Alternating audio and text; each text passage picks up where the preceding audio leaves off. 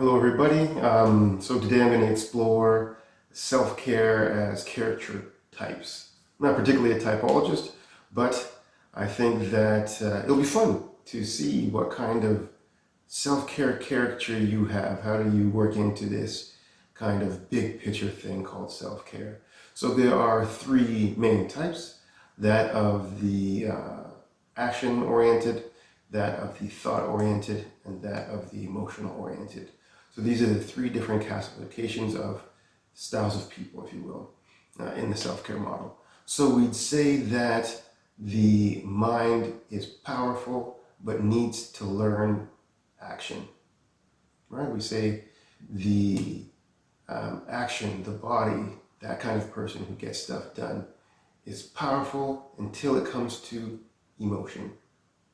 And we'd say the emotional feeling, exploration style person is powerful until it comes to decisive decision, leading us back to the mind.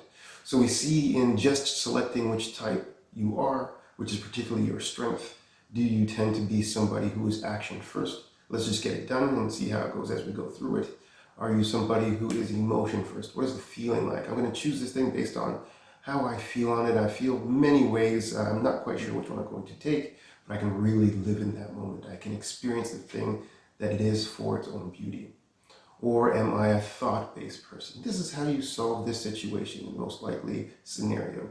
And in doing so, I get to see the world in a larger perspective of something of reasoning and deduction. I can make a philosophy of life. This allows me to explore the depths of things quite easily. So are you one of those three?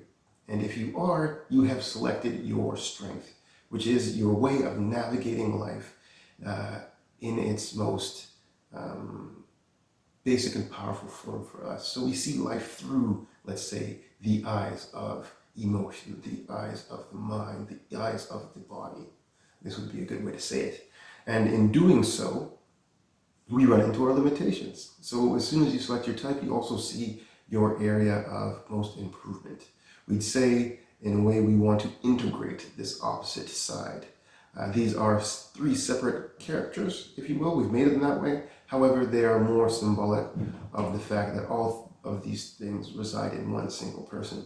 And if we're going to fully actualize this, we'd say that we want to develop all three sides. In developing these three sides, we reach the personal environment of health. And in enjoying that, we can live in the moment of the feeling. We can see the depth of the beauty of a thing. We can also create that thing that is beautiful to the depth and feeling that it portrays. And this is a wonderful and marvelous way to enjoy life in the most simplest thing.